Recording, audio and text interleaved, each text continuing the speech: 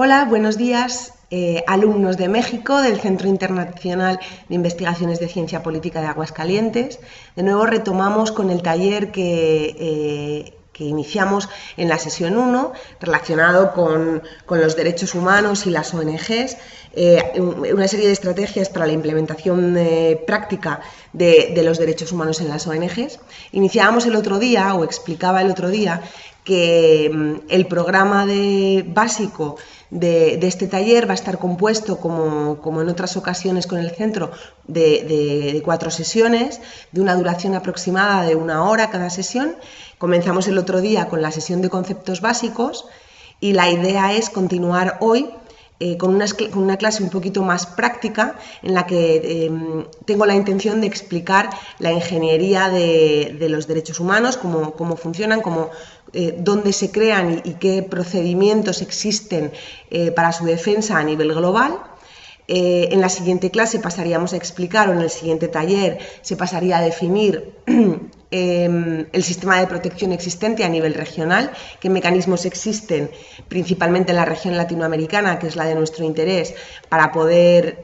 combatir las violaciones de derechos humanos en terreno,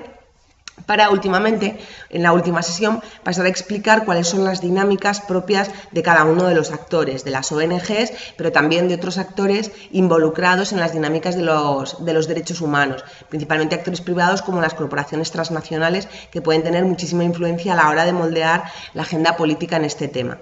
El otro día hacíamos una pequeña introducción, como siempre hago en cada taller, relacionada con los conceptos básicos, que entendemos por derechos humanos, que entendemos por otros derechos que puedan estar asociados, cuáles son sus principales hitos históricos. Como ya sabéis, por otros talleres que he impartido, siempre me gusta hacer una primera clase introductoria en la que adelanto una serie de conceptos que se van a utilizar a lo largo de la clase para que no haya confusión y que todo el mundo esté manejando el mismo concepto cuando estoy impartiendo un taller. Hablábamos en la otra clase que los derechos humanos no dejan de ser un conjunto de derechos que se basan en un sistema de valores que deriva, digamos, del sentido común, basado en la justicia, en la igualdad, en la búsqueda de una sociedad que quiera vivir en la paz y en el consenso social, y por ese motivo los derechos humanos tienen como fin último respetar o digamos que son inherentes a la propia dignidad humana. Sin una sociedad que vive de espaldas a los derechos humanos, es muy difícil que tenga individuos capaces de vivir una vida digna. Digamos que son dos conceptos que van unidos. Decíamos que tienen una serie de características propias que son inherentes, es decir, que solo por el hecho de nacer todo ser humano es titular de los mismos, que son inalienables, no se pueden vender, ni ceder, ni prestar, que son universales para todos en cualquier momento histórico, en cualquier situación, en cualquier circunstancia o condición, son titulares de los mismos, que son irrenunciables, que son interdependientes, que están interrelacionados unos con otros, que no hay categorías que superiorizan a unos con respecto a otros. Hablábamos de una serie de características que terminan definiendo el concepto en sí. Intentábamos diferenciarlo de otros conceptos y acercarlo. Decíamos que no es lo mismo los derechos humanos que los derechos de los ciudadanos, o los derechos de las minorías, o los derechos de los grupos. Y también decíamos que es un concepto que tiene mucha relación con la seguridad humana, porque se puede decir que el propio concepto de los derechos humanos, desde el punto de vista jurídico, se articuló o empezó a funcionar una vez que se vio en peligro la seguridad humana tras la Primera y la Segunda Guerra Mundial. Al hilo de esto explicábamos cuáles son los principales hitos históricos por los que han ido pasando los derechos humanos desde el punto de vista jurídico, porque decíamos que desde el punto de vista práctico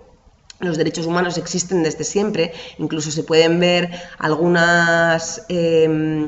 afirmaciones en la Biblia, en el Corán, en algunos textos hindús que ya hacen referencia a derechos humanos como no matarás, no robarás. Al final, pues uno hace referencia a los derechos económicos, sociales y culturales, no robarás, respetarás la propiedad privada. En fin, los podemos encontrar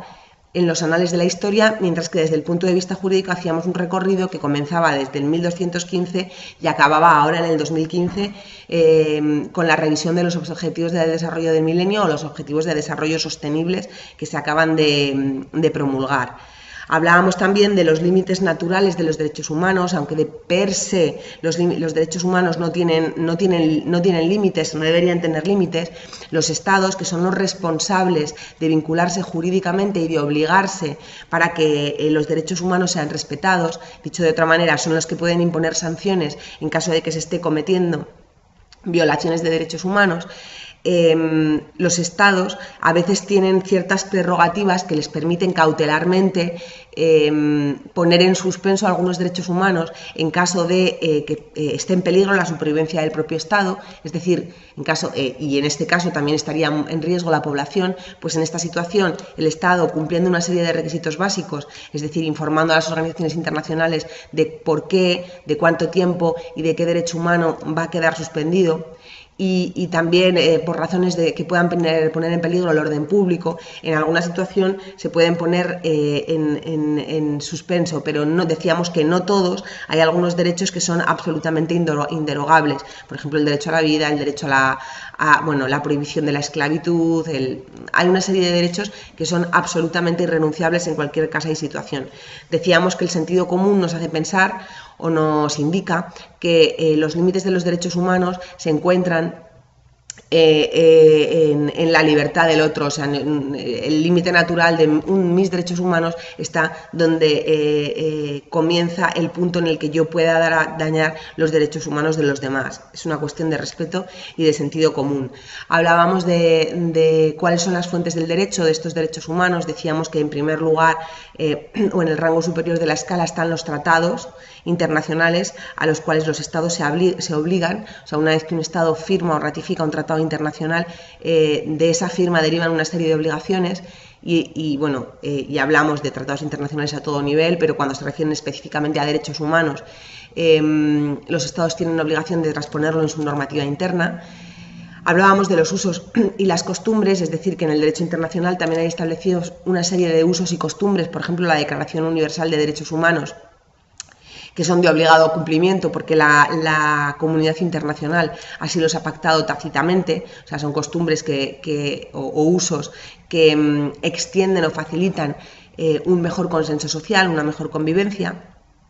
Y luego hablábamos de la normativa interna propia de cada Estado, que como mínimo tiene que incorporar aquello con lo cual se ha comprometido cuando ha firmado un tratado, pero además la propia normativa interna de los Estados puede desarrollar o puede implementar con desarrollos reglamentarios aquellos derechos humanos a los cuales se ha comprometido. Habríamos por último un debate, hablábamos también de cuáles eran las obligaciones concretas de los Estados con respecto a los derechos humanos. Decíamos que tiene la obligación de respetar, la obligación de proteger y la obligación de implementar aquellos derechos humanos a los que se ha comprometido. Y hablábamos de la posibilidad de que un Estado se comprometa con la realización progresiva de los mismos, porque un compromiso con el derecho a la educación o con el derecho a la sanidad no significa que tenga que haber cero muertos, sino que tiene que verse una realización progresiva con respecto al derecho humano con el que se ha comprometido. Y por último dejábamos encima de la mesa el debate abierto en relación con la universalidad o relativismo de los derechos humanos, porque son dos escuelas filosóficas que defienden argumentos en su contrario y algunas voces, principalmente en los países de fuera de Europa y de Occidente, se han levantado diciendo que los derechos humanos no dejan de ser un invento de Occidente, creado por Occidente para intentar de alguna manera subyugar al resto de los pueblos. Entonces ahí se abre un poco el debate entre si deben ser universales o deben ser relativos. Yo me posicioné diciendo que a mi entender deberían ser relativos, puesto que las violaciones de derechos humanos en sociedades por parte a grupos minoritarios, por parte de grupos mayoritarios, no dejan de ser riesgos para la seguridad, puesto que una sociedad donde un grupo mayoritario viola los derechos humanos de un grupo minoritario no es sino la semilla del odio y de futuros enfrentamientos. Esto un poco resumiendo lo que comentábamos en la clase anterior de una manera así un poco sumaria. para comenzar hoy a introducir una aplicación mucho más práctica. Decíamos que el objetivo de este taller es que al finalizarlo o al finalizar las sesiones seáis capaces de entender primero lo que son los derechos humanos, para saber que no toda, para entender la distinción entre lo que es un crimen y lo que es un derecho humano, entender lo que es un crimen cometido por un individuo que debe ser castigado y sancionado por el Estado mismo, es decir, un asesino mata a alguien en la calle, eso no es una violación de un derecho humano. Ahí lo que se está produciendo es un crimen y el Estado tendrá sus mecanismos para sancionar a esa persona que se ha desviado de lo que pautan las normas de convivencia social, de lo que es una violación de derecho humano, que tiene más que ver con una práctica regular cometida por parte de los funcionarios del Estado hacia un grupo minoritario o hacia otro grupo por alguna razón de desigualdad o por alguna razón por alguna característica que hace diferente a ese grupo. Entonces, decíamos que hay que entender bien lo que es el concepto de los derechos humanos para luego, el objetivo real de este taller es proveer o facilitar los instrumentos necesarios para que cuando se detecten estas violaciones todos seamos capaces de saber cuáles son los cauces que podríamos emprender para denunciarlas o para corregirlas. De tal forma que la clase de hoy va a estar dedicada a explicar la ingeniería y el funcionamiento de las Naciones Unidas, que es la organización global de la que forman parte todos los estados, que tiene un compromiso más elevado con los derechos humanos y que es la responsable de iniciar una serie de cauces que permite que las violaciones de derechos humanos se hagan públicas y se ataquen cuando las están cometiendo los estados. Entonces, hoy vamos a dedicar la clase a explicar el funcionamiento de los diferentes órganos de las Naciones Unidas, cómo funcionan las Naciones Unidas por dentro y hacia dónde o a qué órgano y a través de qué mecanismos o a través de qué mecanismos puedo iniciar un procedimiento cuando yo detecto en mi territorio o en mi entorno que se está dando una violación de derechos humanos. Entonces, hoy no me va a dar tiempo a terminar de explicar probablemente toda la ingeniería o todos los órganos, puesto que es una organización grande, así que hoy voy a intentar explicar 4. Voy a intentar explicar el Consejo de Seguridad, la Asamblea General, la Secretaría General y la Secretaría General y la Oficina de los Derechos Humanos, la Oficina de la Secretaría General, que forma parte de los Derechos Humanos, y si estoy bien con esto dejaría más o menos matizada la clase de hoy, y en la siguiente clase pasaríamos a explicar ECOSOC, que es el órgano que tiene más relación directa y en el que de verdad está todo el embrollo de los derechos humanos, el Consejo Económico o Social, o lo que se conoce como ECOSOC, la Corte de Justicia Internacional, que tiene una vinculación muy pequeñita, y pasaríamos a explicar los 7 u 8 tratados fundamentales con sus órganos, para que veáis derecho humano a derecho humano, cómo se deberían iniciar los procedimientos, así como los procedimientos que se inician en la Organización de Estados Americanos, ¿vale? Entonces, ya sin retrasarme más, empezamos con la clase de hoy. Como hemos hecho en los otros talleres, el centro os habrá facilitado, o podréis ver debajo en la pantalla, no sé muy bien cómo se habrá planteado, una presentación que facilite. Si abrimos en la primera página, en la página 1, veremos que hablamos de los fundamentos de las Naciones Unidas. Veremos que, como explicaba el otro día, tras la Segunda Guerra Mundial, y cuando se vio que toda la sociedad o el concepto de convivencia se había puesto en peligro porque había habido violaciones masivas de los derechos humanos de unos grupos hacia otros, no se había respetado la autodeterminación de los pueblos, o sea, una serie de atrocidades que habían puesto en jaque a la humanidad, todos los estados, tras esta catástrofe, se sentaron y decidieron que esto no podía volver a ocurrir, que había que crear una organización seria, mucho más fuerte que la Sociedad de Naciones, su precedente, si recordáis, que tuviera como objetivo principal, y este es el objetivo principal de las Naciones Unidas, proteger la paz y la seguridad internacional, vinculando esta protección de la paz y esta protección de la seguridad con los derechos humanos. Por eso el otro día hablábamos de la importancia que tiene el concepto de seguridad humana cuando hablamos de derechos humanos. Porque al final el origen de los conflictos y de las guerras se miden, o cuando se miden indicadores en relación con los conflictos, siempre están relacionados con violaciones de derechos humanos a un grupo o a otro que ha hecho que sean el origen de los conflictos. Bueno, pues como decíamos, se creó la Sociedad de Naciones en el año 1945 con la idea fundamental de proteger la paz y la seguridad internacional. Los propósitos de las Naciones Unidas incluían, y voy a leer textualmente tres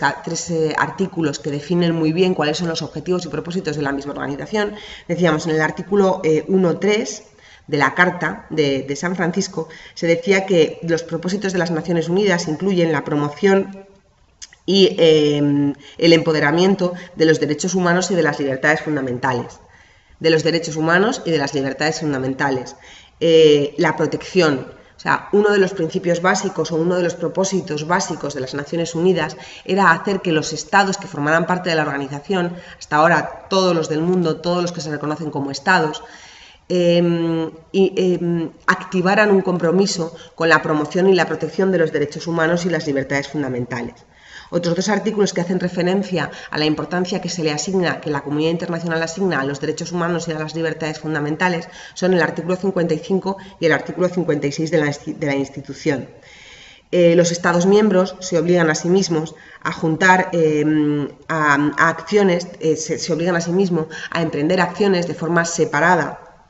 y también de forma conjunta para crear las condiciones de estabilidad y de bienestar alrededor del mundo, incluyendo para ello la promoción del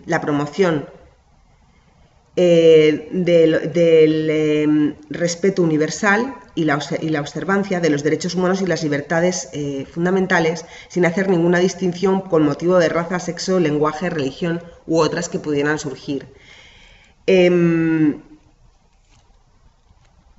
Esto son las piedras angulares o las bases, los pilares básicos sobre los que se asienta la Organización de las Naciones Unidas: el respeto a los derechos humanos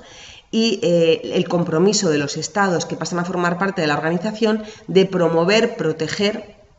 y las características que permitan que en una sociedad los seres humanos vivan con el bienestar propio que concede el respeto universal de los derechos humanos. De tal forma que desde el 45 quedó muy claro el compromiso de los estados que los derechos humanos ya no iban a ser nunca más un asunto doméstico, sino algo en el que toda la comunidad internacional podía intervenir. De ahí hablábamos el otro día de la responsabilidad de proteger, si la responsabilidad de proteger pertenece a la esfera doméstica de un Estado, o cuando la comunidad internacional detecta que se están produciendo violaciones masivas en un Estado, tiene el derecho de interferir para proteger a ese grupo minoritario. Ahí hablábamos el otro día de la responsabilidad de proteger. Lo que sí quedó claro en el 45 es que con la promulgación de la Carta de las Naciones Unidas y con el compromiso de los estados de formar parte de esta organización, los derechos humanos per se dejaban de ser un asunto exclusivamente doméstico para pasar a convertirse en un asunto más internacional. Desde entonces, las Naciones Unidas han sido el elemento estándar, el instrumento estándar para tratar temas de derechos humanos, sobre todo para promulgar tratados acordados por todos los estados, es decir, que hay una tabla rasa de mínimos y una serie de documentos, y también no solo de tratados, sino también de resoluciones de derecho consuetudinario, que tienen mucha fuerza porque son unánimes, se adoptan de forma unánime, para que en todas las sociedades del mundo se admitan los mismos estándares de derechos humanos. Por eso decíamos que de alguna manera los derechos humanos se han convertido en un sistema de valores aceptado y acordado por todos, porque al final son normas de buena convivencia que afectan a una sociedad cada vez más global. Además, las Naciones Unidas se han convertido en la institución responsable de monitorear que el cumplimiento de estos derechos humanos se lleva a la práctica y se le da el cumplimiento que merecen, ¿no? Porque, como veremos, cada uno de los ahora veremos que los órganos de protección se dividen en dos, pero veremos que cada uno de los tratados tiene su órgano de protección para asegurar que cuando un Estado se obliga primero a formar parte de las Naciones Unidas, va a seguir una serie de procedimientos que le enganchan con su compromiso con los derechos humanos, y por otro lado, cuando firma tratados lanzados por las Naciones Unidas y acordados por sus miembros, también va a haber un órgano vigilante de estos tratados que va a hacer seguimiento al derecho humano comprometido o que forma parte de este compromiso en sí, como decíamos. Seguimos avanzando. Decíamos que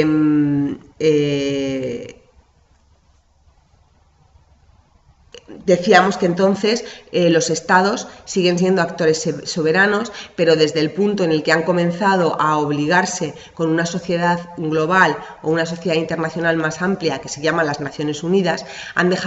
cedido de alguna manera esta soberanía en tema de derechos humanos, y este tema ya no puede ser tratado en ningún caso, o ya no debe ser tratado como un asunto doméstico. Los Estados soberanamente han decidido de forma individual pasar a formar parte de una organización internacional y crear órganos de protección internacional y dar competencia a estos órganos en la materia. Por ese motivo, de alguna forma, han cedido su soberanía en este tema. Y además hay que tener en cuenta que la han cedido, pero el Estado sigue conservando, reteniendo cierta autonomía en el sistema, puesto que los órganos internacionales, esto es muy importante que lo grabéis en la cabeza, actuarán siempre, única y exclusivamente de manera subsidiaria. Lo que quiero decir con esto es que si es verdad que se ha creado todo un entramado jurídico, las Naciones Unidas, para proteger los derechos humanos, y ahora empezaré a dar listaremos los instrumentos concretos con los cuales se protegen. Si es verdad que se ha creado un entramado internacional más complejo, que son las Naciones Unidas, su actuación siempre va a ser subsidiaria, puesto que, en primer lugar, un ciudadano siempre ha de acudir primero al Estado para que responda ante la violación de derechos humanos que ha detectado o que su grupo está sufriendo. De esta forma, el Estado, que habrá implementado ese derecho humano, el mecanismo es el siguiente. El Estado decide formar parte de las Naciones Unidas y, en este sentido, firma una serie de compromisos a los cuales se obliga. Estos compromisos se interiorizan o se internalizan en su legislación doméstica. Es decir, si yo me comprometo a que voy a respetar a todas las religiones, o que voy a dar una igualdad entre hombre y mujer, esos compromisos los voy a tener que incorporar en mi normativa, de tal forma que ya no solo formarán parte de la normativa internacional, sino que formarán parte de la normativa interna de cada uno de los estados con los que se hayan comprometido. Entonces, el ciudadano, una vez que ha detectado que se ha dado una violación, lo primero que tiene que hacer es acudir a su Constitución o a la normativa interna de su Estado para ver en qué forma se ha recogido y de qué procedimientos dispone para hacer saber a las autoridades públicas que se está dando una violación de un derecho humano y que el Estado tiene la obligación de combatirla. Entonces, solo en caso de que el Estado forme parte de esta violación y no quiera poner remedios o no quiera interrumpirla, solo en el caso de que el Estado no tome medidas, no esté dispuesto o no disponga de los medios o recursos suficientes para iniciarlas, el ciudadano o el grupo que ha detectado esa violación tiene la posibilidad de acudir a la organización internacional para que proteja su derecho. Y este es el paso básico, este es el principio fundamental que tenéis que grabaros todos en la cabeza. Cuando detecto un problema o una violación de un derecho humano, lo primero que tengo que hacer es acudir a la normativa interna de mi Estado, lo primero que tengo que hacer es revisar la normativa mexicana para saber en qué punto de la normativa se ha recogido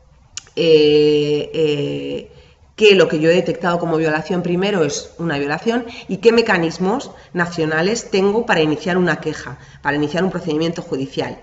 Una vez terminado el procedimiento judicial y si el resultado es negativo y yo sigo considerando que la violación se sigue cometiendo, con esa sentencia negativa, con esa sentencia que me deniega el derecho a que se reconozca lo que está ocurriendo y a que se repare a la víctima, tendría derecho a acudir a la organización internacional que protege ese derecho para que inicie un procedimiento contra el Estado que me lo ha denegado. ¿Sí? Ese van a ser un poco los procedimientos estándares que se van a seguir, para intentar reparar un derecho humano, una violación de derecho humano. Es decir, el Estado es el primer responsable de promover y proteger los derechos humanos, lo decíamos en la clase anterior, pero las organizaciones internacionales actúan un poco como vigilantes o como supervisoras a nivel internacional, solo cuando el nivel interno no ha sido capaz de reparar una violación que se está produciendo. Como os venía diciendo, los órganos de protección pueden ser de dos tipos. Los órganos, las instituciones los órganos que proceden de instituciones que están recogidos directamente en la Carta de San Francisco, es decir, en la Carta Fundacional de las Naciones Unidas, y luego aquellos órganos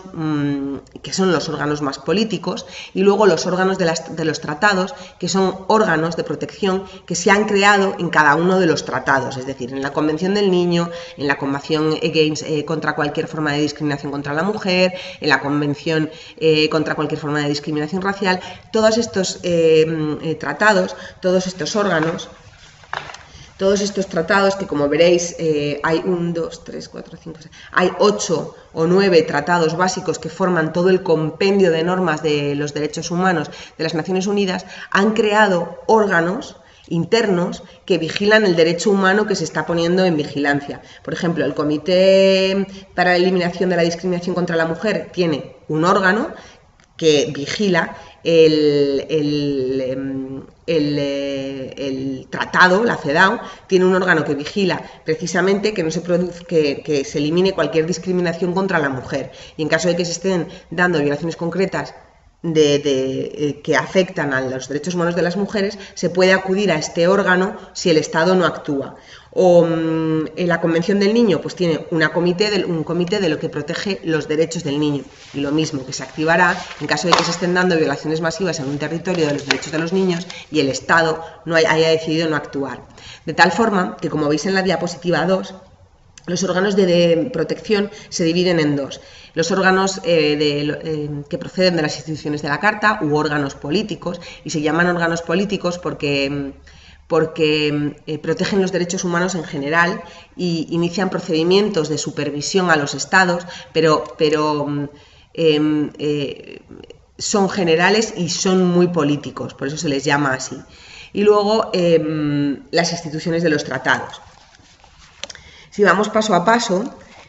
ya hablamos de los órganos de la Carta. Los órganos de la Carta o las instituciones más políticas están establecidas por la Carta en sí misma. Si vais a revisar la Carta de San Francisco, que os la voy a pasar, o sea que os la haré llegar,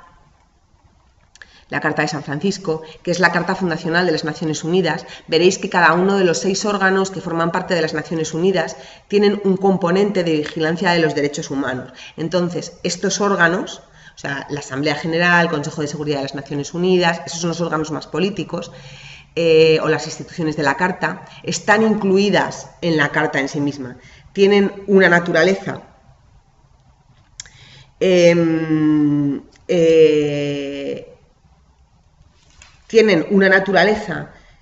política. Las instituciones de la Carta tienen una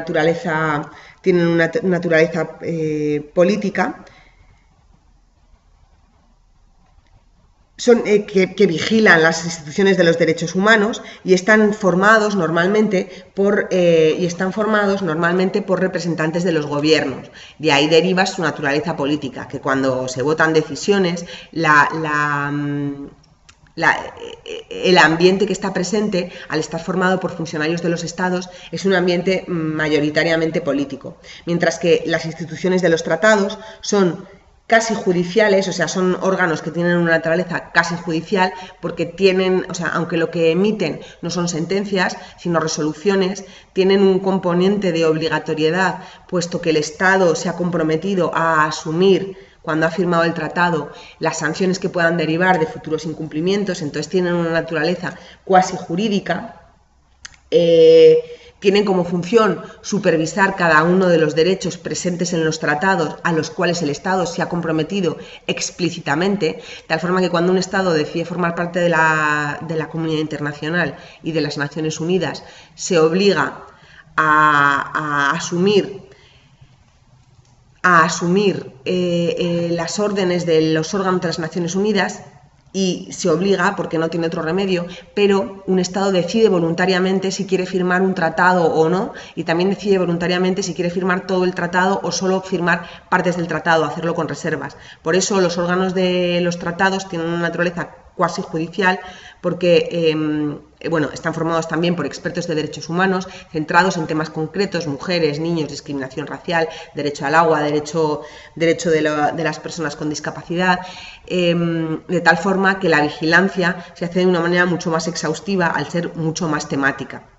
¿Sí? Hemos visto entonces que tenemos dos tipos de órganos de vigilancia de los derechos humanos, unos más políticos, que son los que derivan de aquellos órganos que forman parte de la Carta Fundacional, de la Carta de San Francisco, que os voy a pasar, y luego otros más técnicos, más judiciales, que son los órganos de protección de cada uno de los tratados que se han emitido, que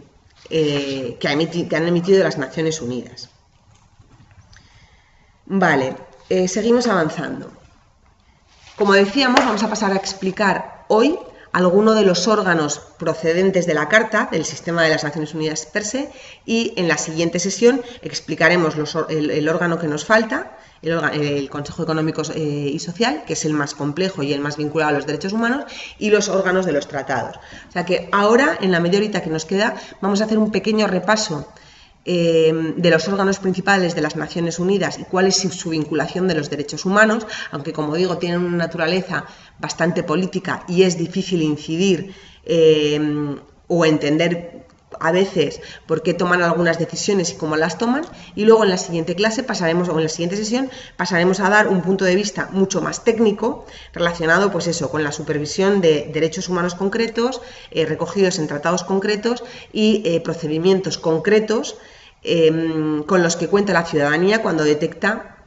violaciones. Como veníamos diciendo, el sistema de las Naciones Unidas está formado por 6 órganos. El Consejo de Seguridad de las Naciones Unidas, del que todos habéis oído hablar, por supuesto, en prensa, en medios de comunicación, cuando se toman decisiones importantes, no solo en temas de derechos humanos, sino también en temas que afectan a la seguridad humana y colectiva, porque decíamos que son dos conceptos muy vinculados. La Secretaría General, también todos hemos oído hablar de Ban Ki-moon, pues tiene una vinculación muy seria y muy importante con los derechos humanos. La Asamblea General, de la que forman parte todos los órganos o todos los estados de las Naciones Unidas. Es un órgano que de alguna manera, así como el Consejo de Seguridad vendría a representar un poco lo que es el gobierno mundial, el secretario general, la presidencia o el portavoz, el ejecutivo, la Asamblea General vendría un poco a hacer las veces en un estado de parlamento, ¿no? O la voz de todos. Cuando hablo de la gobernanza mundial, es una gobernanza mundial, o hago este paralelismo con la gobernanza mundial, obviamente es una gobernanza sui generis y no establecida, porque no es real, pero bueno, es para que sea más fácil reproducir patrones. El cuarto órgano es el Consejo Económico y Social, o nombrado ahí en la diapositiva que os he facilitado como ECOSOC, y luego otros 2 órganos, el Consejo de Administración Fiduciaria, que ya no está activo. Lo he mantenido en la presentación porque la Carta Fundacional lo recoge como órgano, pero es un órgano que se creó en los años 60, o bueno, a los inicios, que es un órgano que nació con la organización en un momento en la que la mayor parte de los países de África y muchos de Asia estaban todavía colonizados. Entonces, tras la Segunda Guerra Mundial, sabéis que comienza la ola de las independencias, sobre todo eso en África y en muchas colonias de Asia. es un pacto que hacen los estados, una vez que entran las Naciones Unidas, liberar a los pueblos y la libre autodeterminación de los pueblos se convierte en un derecho humano, y entonces se crea un Consejo de Administración Fiduciaria que va a vigilar o que va a ser responsable de vigilar esos procesos de independencia. A día de hoy se ha quedado vacía de contenido porque prácticamente todos los países del mundo se han independizado, ya no existen colonias per se. Entonces este Consejo de Administración Fiduciaria ni siquiera lo voy a explicar, al margen de estas pequeñas notas que he dado, porque no está activo, ya no está activo. Y luego el Tribunal de Justicia Internacional, que tiene poca relación con los derechos humanos, y daré algunas notas básicas, explicaré algunos elementos básicos para que no lo confundamos con la Corte Penal Internacional, que son dos instrumentos diferentes. Por un lado, el Tribunal de Justicia Internacional es el órgano recogido en la Carta de las Naciones Unidas, a la que solamente pueden ser llevados estados, o sea, las denuncias solamente pueden ser entre estados, y normalmente suelen versar, las demandas tienen que ver con temas de soberanía, con temas de fronteras, suelen dilucidar problemas dilucidan problemas interestatales, porque solo los estados partes pueden ser demandados, no los individuos. Entonces, han tenido poco que decir en temas de derechos humanos, no ha sido un órgano demasiado vinculado. Esto es un órgano que está sito en La Haya. Bueno, esto es importante que no lo confundáis con la Corte Penal Internacional. La Corte Penal Internacional es otro órgano que forma parte de la familia de Naciones Unidas, aunque no está incluido en la Carta Fundacional. Forma parte de la Organización de las Naciones Unidas, pero no está incluido, en la Carta Fundacional, porque se fundó mucho más tarde a raíz de una resolución del Consejo de Seguridad, y a raíz de una serie de trabajos que se iniciaron con muchísimos estados interesados en crear una corte internacional, cuando tras los genocidios de Ruanda y lo que ocurrió en Yugoslavia, la comunidad internacional tomó conciencia de que hacía falta, además de un Ejecutivo Mundial, el Consejo de Seguridad, un Parlamento Mundial, la Asamblea General de las Naciones Unidas. Bueno, además de la ingeniería que se había establecido, era necesario montar un poder judicial que tuviera la capacidad de enjuiciar a personas cuando estaban poniendo en peligro la paz y la seguridad internacional. Por este motivo, en el 2002, a raíz del Estatuto de la Corte de Roma, se crea la Corte Penal Internacional, que también está en La Haya y que no es lo mismo que el Tribunal de Justicia Internacional. Esto también es una confusión muy típica que vemos a menudo en los medios de comunicación y a la que he querido hacer referencia. No me voy a detener explicando, como digo, al Tribunal de Justicia Internacional, solo os daré algunas notas porque tiene poca relación con los derechos humanos, puesto que solo los estados pueden ser llevados ante él, y tampoco voy a desarrollar o no voy a desarrollar de una manera demasiado meticulosa lo relacionado con la Corte Penal Internacional, porque si bien es un órgano que es verdad que forma parte de la familia de las Naciones Unidas, no es un órgano de los fundacionales, tiene sus normas aparte y sus características aparte, y aunque sí es verdad que protege derechos humanos, su activación es complicada, tiene un proceso complicado y sería casi fruto de otro taller completo. Pero bueno, quería hacer hincapié en esta diferencia para que quede clara. Y luego, de nuevo, ya especificados, vemos que tenemos los órganos de los tratados. Los órganos de los tratados, de los principales tratados que ha emitido las Naciones Unidas, que es pues lo que decía, los derechos del niño, la Convención contra cualquier forma de discriminación contra la mujer, racial, discapacitados. Bueno, conforme cronológicamente han ido saltando a la palestra internacional problemas que han ido afectando a colectivos, se han ido emitiendo tratados para obligar a los estados a que se respeten, ¿no?, a estos colectivos, por decirlo de alguna manera, más vulnerables.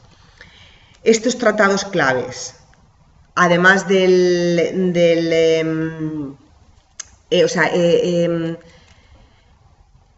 la Declaración Universal de los Derechos Humanos, de la que hablábamos el otro día, que es consuetudinaria, no es un tratado per se, con lo cual no tiene un órgano per se, pero el pacto,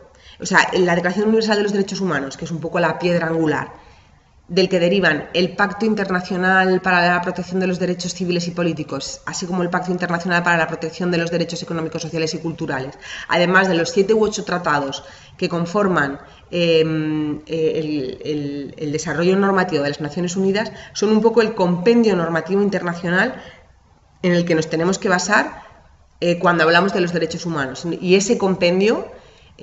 acordado y ajustado por los Estados, ha sido traspasado a la mayor parte de las normativas nacionales, porque normalmente se ha aceptado por casi todos los Estados. Además de la Carta de San Francisco, fundacional de las Naciones Unidas, os voy a pasar también una especie de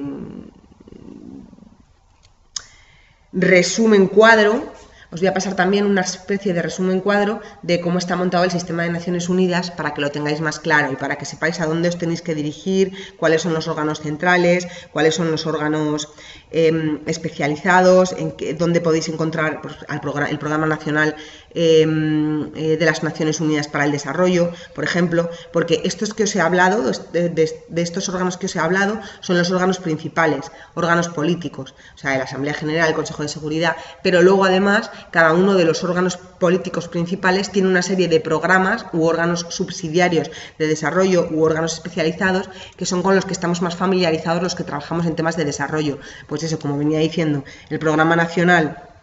el Programa de Naciones Unidas para el Desarrollo es uno de los programas que se encuentra dentro de los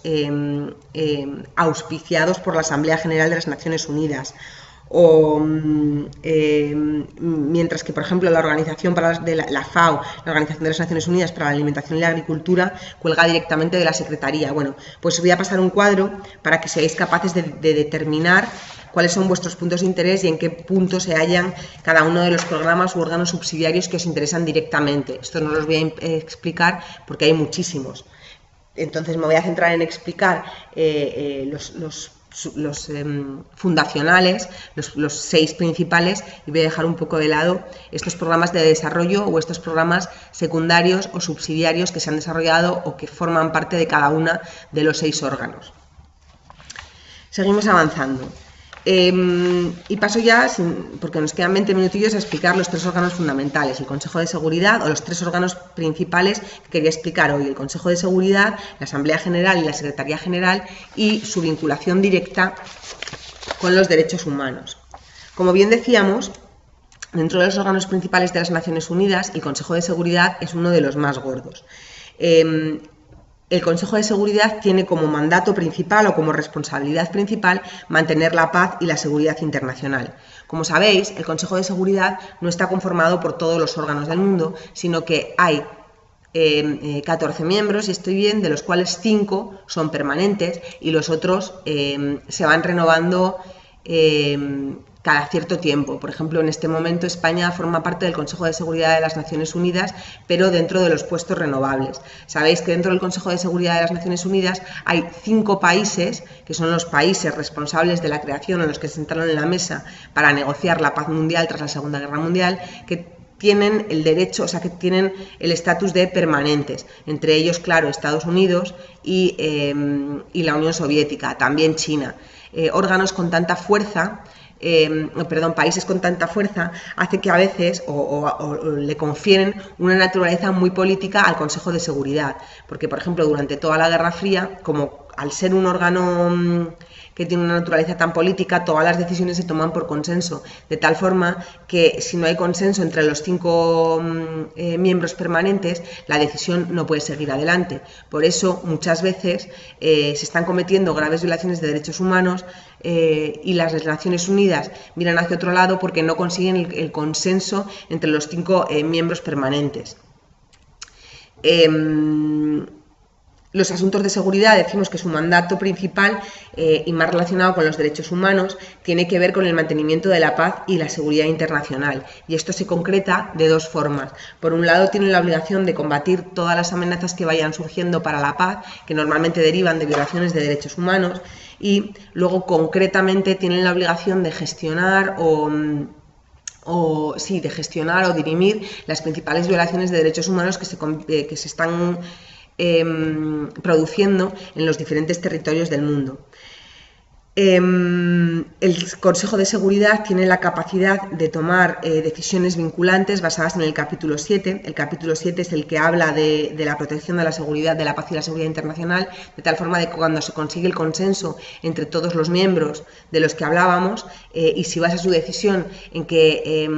una cierta situación está poniendo en peligro la paz y la seguridad internacional, el Consejo de Seguridad tiene el derecho de tomar una decisión que es vinculante. Por ejemplo, la intervención en la guerra de Libia o la intervención en la guerra de Irak se hicieron en nombre de la paz y la seguridad internacional, con la idea de proteger grupos vulnerables en esos territorios y con el consenso de todos los miembros. Es fundamental que haya consenso de todos los... Entonces, claro, de nuevo, insisto, es un órgano muy político y aquí la naturaleza política está muy marcada, puesto que hay veces que de verdad se están produciendo violaciones graves que están poniendo en peligro la paz y la seguridad internacional y que son de verdad auténticas amenazas para la paz y no se hace nada, pues porque a lo mejor Rusia tiene un interés político, o Estados Unidos tiene un interés político, o China o cualquiera de los 5 tiene algún interés político que lo impide. Además, basado en el capítulo 6, tiene también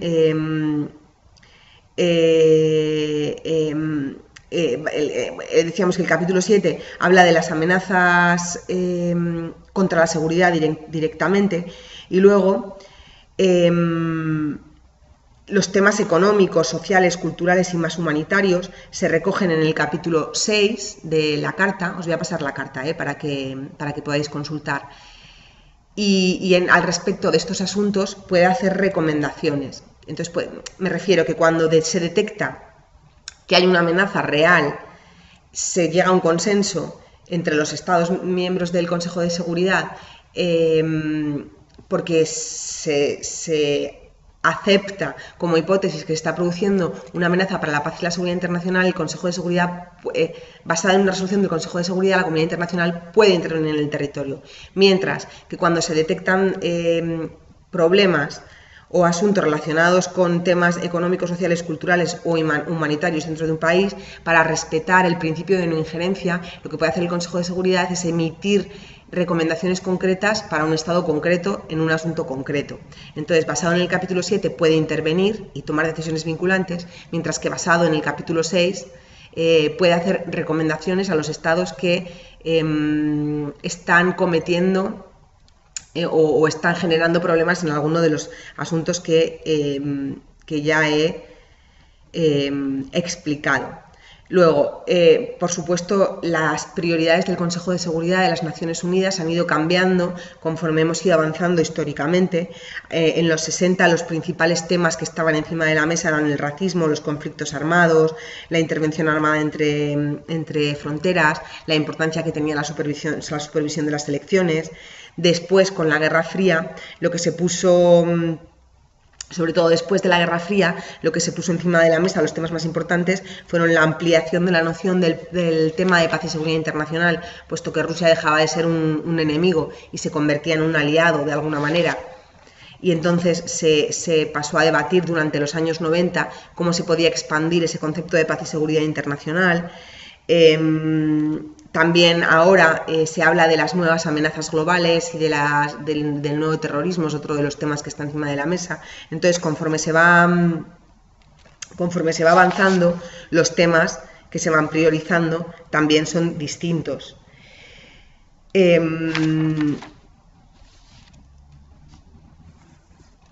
Por último, quiero dar cinco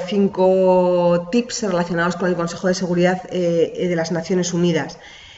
El Consejo de Seguridad se activa cuando hay interés de alguna de las grandes potencias, principalmente de los Estados Unidos o de Rusia. Ha sido históricamente cuando el Consejo de Seguridad ha emitido resoluciones. Aquí hay millones de ejemplos que, si os sentáis un minuto a pensarlo, os pueden salir a la cabeza. Yo os he dado el de Irak o el de Libia, pero hay muchísimos más.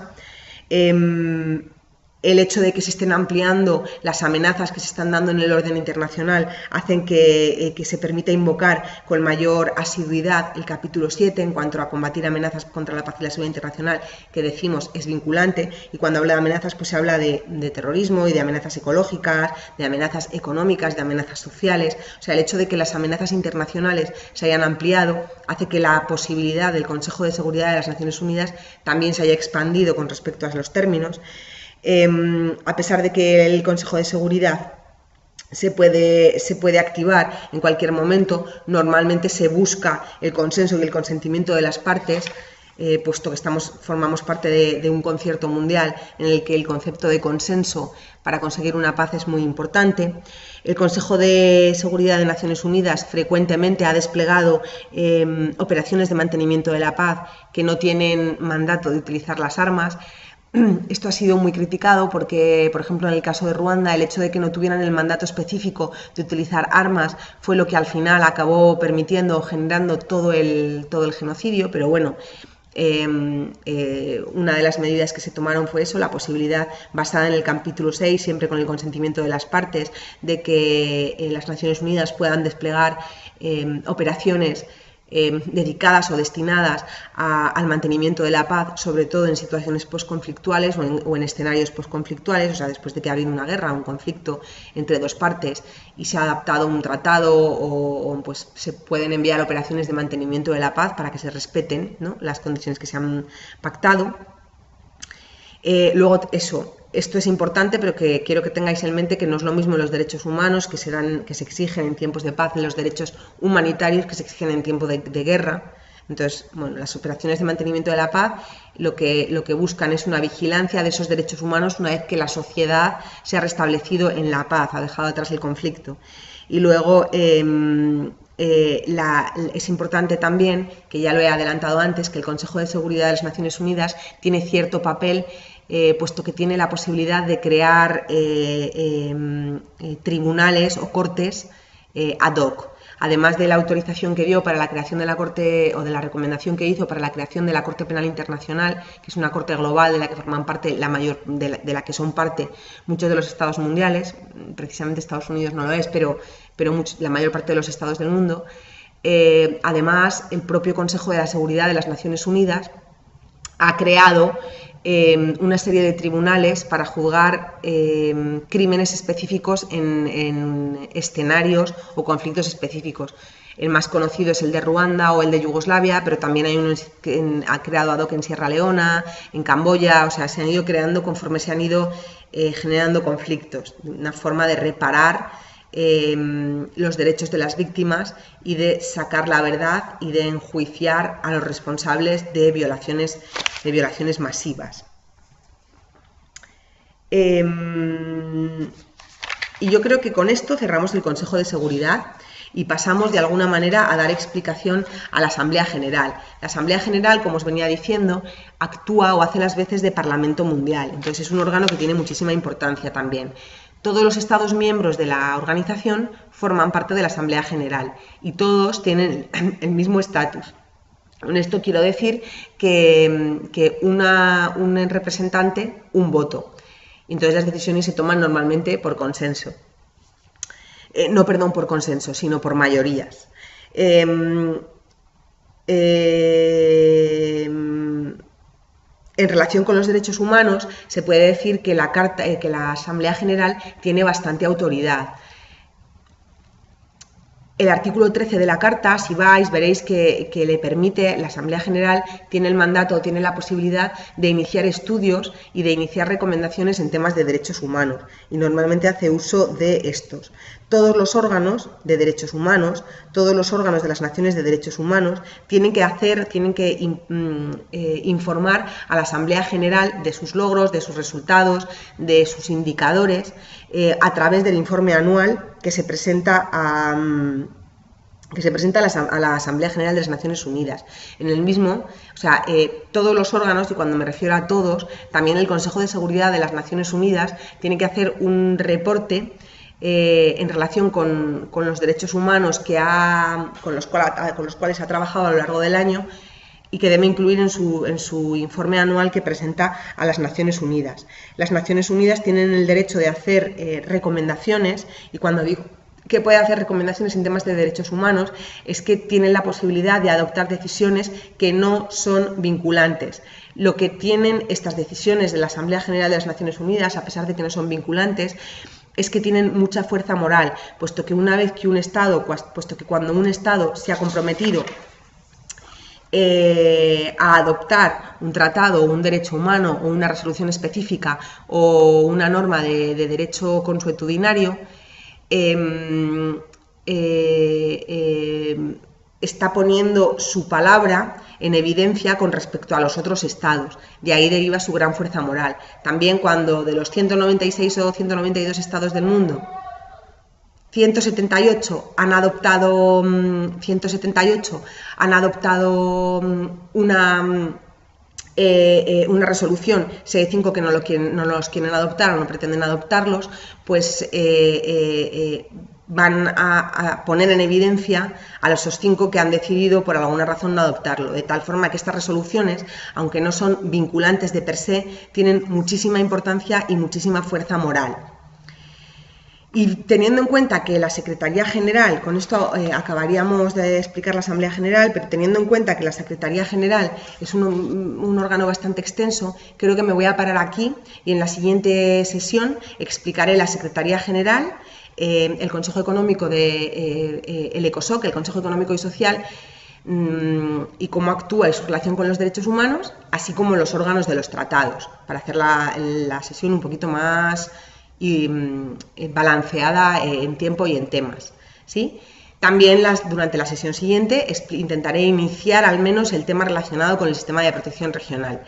Hoy ha estado especialmente dedicado, sobre todo dedicado, a explicar la ingeniería de las Naciones Unidas. La parte más práctica la veremos en la clase siguiente, o sea que os pido que vengáis frescos y con la idea de recoger muchas ideas que se os vayan ocurriendo para posibles violaciones de derechos humanos que hayáis podido ir detectando, porque será en la clase en la que os voy a facilitar las herramientas o los instrumentos con los que cuentan las ONGs cuando quieren iniciar un procedimiento. Ahora de momento os he estado dando un poco el contexto para que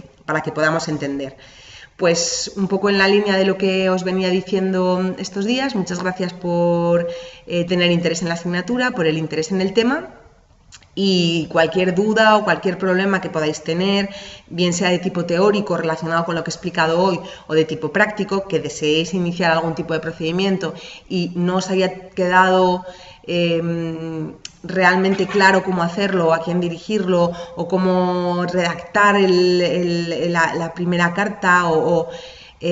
sea, cuestiones puramente prácticas, por favor poneos en contacto conmigo, que estaré encantada de ayudaros, basado en eso, sobre todo relacionado pues, con los temas que estamos tratando en el taller. De nuevo os dejo mi correo, seba.estaun@gmail.com. Ahí estoy disponible y si queréis hacer un Skype conmigo, de nuevo os digo, la secretaría os facilitaría mi nombre de usuario. Sin nada más que decir, que paséis un buen día o una buena tarde o una buena noche, dependiendo de cuando ya hayáis visto